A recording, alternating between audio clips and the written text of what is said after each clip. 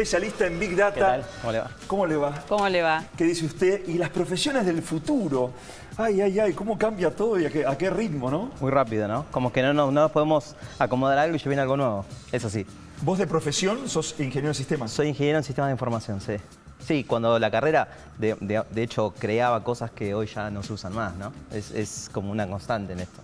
En la tecnología es como que todo el tiempo aparecen cosas nuevas. Y digo, debe ser complicado para la enseñanza, para los planes de estudio, porque todo el tiempo está cambiando. Sí, es muy complicado y de hecho yo creo que cada 6 meses se deberían revisar, cosa que es casi impracticable. Imposible, claro. Es impracticable. Entonces por eso en tecnología siempre se dijo como que bueno, hay que estar siempre aprendiendo cosas nuevas, haciendo cursos. Es una de las industrias que más genera ese tipo de cursos cortos, ¿no? Como que enganchan mucho con lo que hacemos y con lo que pasa. Pero hay carreras que están como apareciendo, hay maestrías y diplomaturas y cosas que complementan la formación tradicional, digamos, porque es lógico, no hay una carrera todavía que represente esto del Big Data.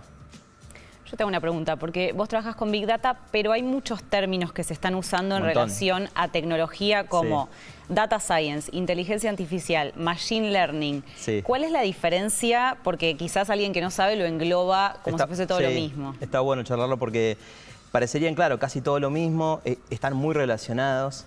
Lo primero es decir que el Big Data es como la madre de todas esas tendencias, porque desde que hace no mucho más de 10 años, Google, Facebook, todas esas empresas salieron hace no tanto tiempo, empezaron a generar muchísima información, todo lo que hacemos se registra de alguna manera, lo que usamos en las redes, las búsquedas que hacemos, las empresas generan información en tiempo real, o sea, hay toda una maquinaria de infraestructura tecnológica que genera datos.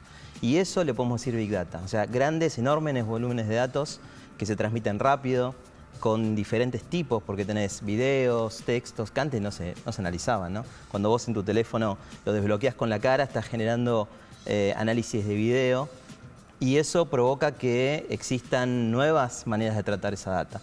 Ese concepto principal es Big Data. Es un concepto netamente técnico, digamos, ¿no?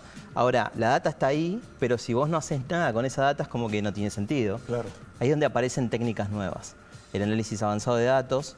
Por ejemplo, el Machine Learning es una técnica que se llama aprendizaje automático, aprendizaje de máquina, que lo que hace es ver la historia de cosas que pasaron y predice el futuro. Suena muy loco, pero es eso lo que hace cuando vos entras a una plataforma y te recomienda una película y te dice, en este porcentaje es una película que te va a gustar, está entendiendo todo tu comportamiento en esa plataforma, qué películas te gustan, qué actores te gustan, y te hace una recomendación muy precisa. Imagínate que eso pudiéramos hacerlo, no sé, con chicos en colegios. Que podemos predecir quién tiene más probabilidad de dejar una carrera o las clases, ¿no? Esas predicciones a futuro en base a la historia se llama Machine Learning. Y sobre eso mismo hay algo bastante parecido, que es la inteligencia artificial, que en realidad está más conectada con esto que decíamos de la robótica, ¿no? De esta cuestión de las máquinas haciendo cosas solos. La inteligencia artificial tiene como mucho ciencia ficción también, hay mucha gente preocupada por Skynet y todo eso. Por ahora no, estamos muy lejos de eso, por suerte. Pero sí la inteligencia artificial sirve para automatizar procesos, por ejemplo, ¿no? Los chatbots, hacer recomendaciones súper precisas, analizar video en tiempo real. Por ejemplo, imagínate que tuvieras un perímetro de seguridad y digas, bueno, esa persona tiene puesto un casco o no, y se genera una alerta en forma automática. Eso la inteligencia artificial puede aprender y predecir sin que vos le enseñes a aprender cosas solo, ¿no? Esos son como los 3 conceptos más importantes. Y ahora, ¿quién es? Porque quien configura eso es una persona. Exacto. Entonces, ¿qué tipo de habilidades? Por ejemplo, ustedes dentro del equipo tenés un administrador de empresas, ingenieros. Sí. ¿Necesitas todas personas con ciencias duras o necesitas también alguien que pueda como leer cualitativamente esos datos para...? Totalmente. Totalmente. Y la verdad es que se está aprendiendo cómo hacerlo y qué está bien y digamos, qué funciona y qué no funciona. Hay empresas que lo hacen con equipos más técnicos, 100% técnicos, todos ingenieros, ponele. En nuestro caso nosotros buscamos habilidades distintas a las tradicionales. Tenemos gente, como decías, administración de empresas, comercialización. Ahora entró una persona que estudia filosofía, por ejemplo. Y toda esa diversidad de pensamiento te hace generar proyectos con una mirada distinta, ¿no? Porque de última estamos hablando de comportamiento de personas, o cuando hablamos de negocios y cómo hacemos con la tecnología para potenciar organizaciones, ¿no? Empresas, organizaciones sociales, lo que sea. la mirada técnica no es suficiente. También hay que tener una mirada de cómo resolver problemas complejos, cómo conectarlo con un problema real y solucionar eso, no solucionar cualquier cosa con la tecnología, sino algo bien concreto, ¿no?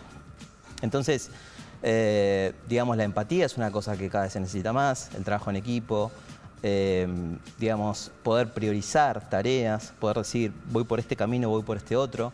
Son todas cuestiones que son difíciles de aprender en la facultad, no te las enseñan en general, y que nosotros buscamos y tratamos de empujar el equipo para que las desarrollen. Y esto, ¿qué rubro es el que lo pide más? Porque en realidad los datos le sirven, son transversales a cualquier industria. ¿En dónde es que se requiere más el servicio, por ejemplo? Sí, son transversales. Es como en algún momento se lo comparó con la electricidad, la ciencia de datos, por esta cuestión de que cuando la electricidad empieza a surgir, mucha gente decía, ¿a dónde influenciará más? En la educación, donde la gente va a poder estudiar hasta cualquier hora, en las fábricas, donde se va a poder trabajar mucho más o distinto, y después nos dimos cuenta que influenció en todas las industrias, ¿no? Esto pasa a lo mismo. Hay algunas áreas como la banca o las telecomunicaciones que fueron como pioneras en esto, o el supermercadismo en los 80, esta cuestión de mirar los tickets de compra y decir, bueno, los que compraron empanadas o cervezas también pueden querer papas fritas, o sea, empezar a encontrar correlaciones, eso se hace desde los 80, ahora con otros volúmenes de datos y con otras tecnologías cambia mucho. Diría que esas son las pioneras. Después las empresas digitales, las que venden online, por ejemplo, son súper poderosas en eso, porque tienen datos digitales desde que nacen y también entienden el valor de eso, ¿no? Hoy mucha gente está interesada, pero pocas empresas por ahí se la juegan a innovar, ¿no? Son algunas que dicen, bueno, a ver, vamos a probar esto, vamos a ver de qué manera en un corto plazo, en un proyecto de 3 o 4 meses, me puede dar un resultado que me cambie el juego, ¿no?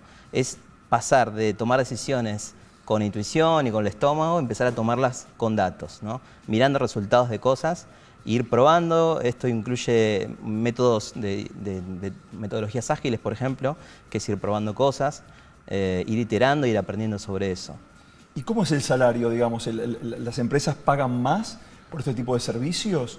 Sí, yo pienso que también pasa porque hay escasez, ¿no? O sea, pero como es algo muy nuevo. Es algo muy nuevo, en el mundo es una de las profesiones con pleno empleo, digamos. Entonces, eso lo vuelve muy interesante también para un primer trabajo. Cuando empezás a buscar trabajo, los primeros años es difícil.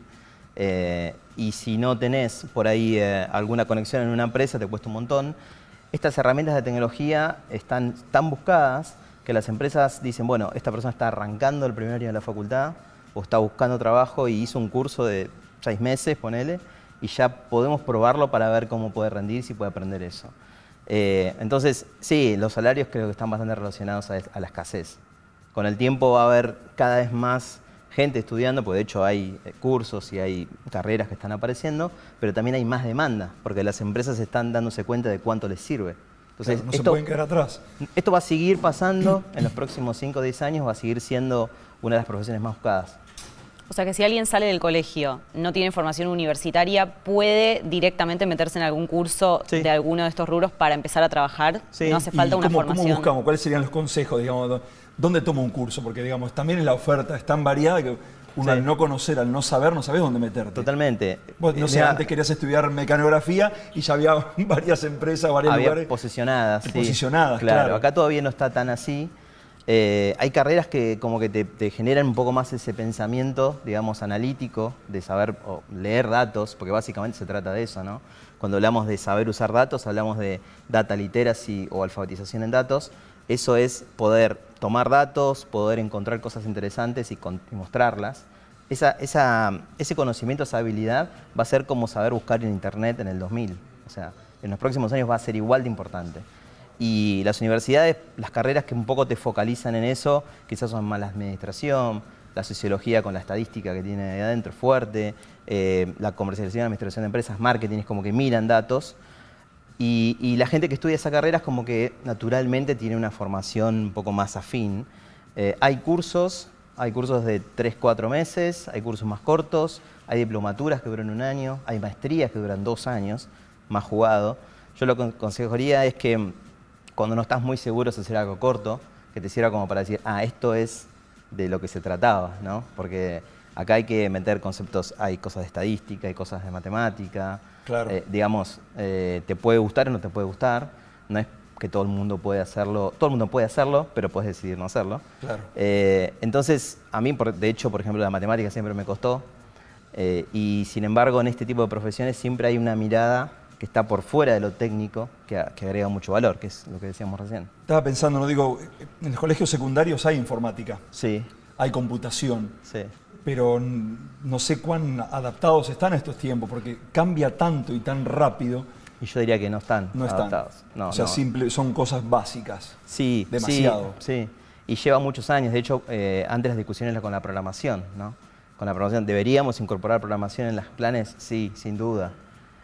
Robótica también es otra forma. Lo que tiene la robótica de interesante es que es físico, entonces los chicos lo ven y como que dicen, che, acabo de programar esto en 10 minutos y veo que hace algo distinto el robot. Entonces es atractivo para los chicos. Claro. Y esto está también en una capa casi al mismo nivel de la programación, porque además de construir cosas que solucionen problemas, te enseña a pensar de forma analítica, ¿no? Entonces tiene ese valor agregado. La programación, cuando la recomiendan para estudiar, no solamente porque quieren que todo el mundo sea programadores, no se busca eso. Con esto lo mismo, no se busca que todo el mundo sea científico de datos. Lo que se busca es, y yo haría, digamos, como un plan para que todo el mundo pueda acceder, es que la gente pueda incorporar buenas prácticas de pensamiento para resolver problemas complejos, ¿no? Claro. De fondo es un poco eso. Pero sí, creo que hay mucho camino para hacer. Y si tuvieras que mencionar un caso de éxito del uso del Big Data, por ejemplo, sabemos que Obama en la campaña de 2008, Sí. si no me equivoco, fue un ejemplo de Sí. cómo utilizó los datos para después dirigir anuncios a sus posibles votantes. ¿Tenés alguna empresa o algún gobierno que te sirva de ejemplo como para mostrar el buen uso y para qué te sirve? Sí, hay de todo, claro. Hay como un uso pensado en gobiernos, que es un poco esto. En general se conecta este término con la cuestión de convencer a alguien de algo, ¿no? Alguien que te compre un producto o alguien que cambie el voto, ¿no? Usando datos. Y lo que se hizo en esa campaña y en otros casos es entender mucho el comportamiento de las personas. El análisis de datos en general es para eso, ¿no? Entender el comportamiento. Y después hacer sugerencias relacionadas al comportamiento que se encontró. Pero hay otras funciones. Hay, de hecho, por ejemplo, una técnica que se llama Data for Good o Data Science for Good, que es como usar la tecnología con un impacto social. De hecho, la ONU tiene unos planes que creó hace más de 10 años, que dijo, bueno, tengo la tecnología del MIT y tengo los grandes problemas de la humanidad en la ONU identificados. ¿Cómo hacemos para cruzar eso, no? Nosotros en Argentina, por ejemplo, hicimos dos, pero en un caso el año pasado con una ONG que se llama Patapila, que lo que hicimos fue ayudarlos a identificar cómo potenciar las campañas de fundraising, o sea, de juntar dinero, ¿no? Entonces, lo que hicimos básicamente fue entender el comportamiento de la gente que donaba, por qué donaba, si podía donar un poquito más, qué los motivaba, para poder ayudarlos a que ellos hicieran mejor su trabajo. Claro. Y se dedicaran, en vez de poner la cabeza pensando en cómo mejorar eso, se dedicaban a hacer el impacto que ellos pueden producir, que en este caso es ayudar a comunidades en Salta para temas de desnutrición infantil. Entonces, ese es un caso muy chiquitito, pero por suerte hay un montón de casos de lo que se llama Tech for Good, que es tecnología para el impacto. Impresionante, evidentemente mucho camino para recorrer con sí. todo esto que realmente se está abriendo y también estas profesiones del futuro. Están buenísimas. Están buenísimas. Bueno, Freddy, muchísimas gracias. Gracias a usted por la invitación. Gracias, Fer. Seguramente nos veremos un ratito. Y quien tiene Big Data parece que es Willy Quiroz. ¿Será? ¿Vos qué decís, Freddy?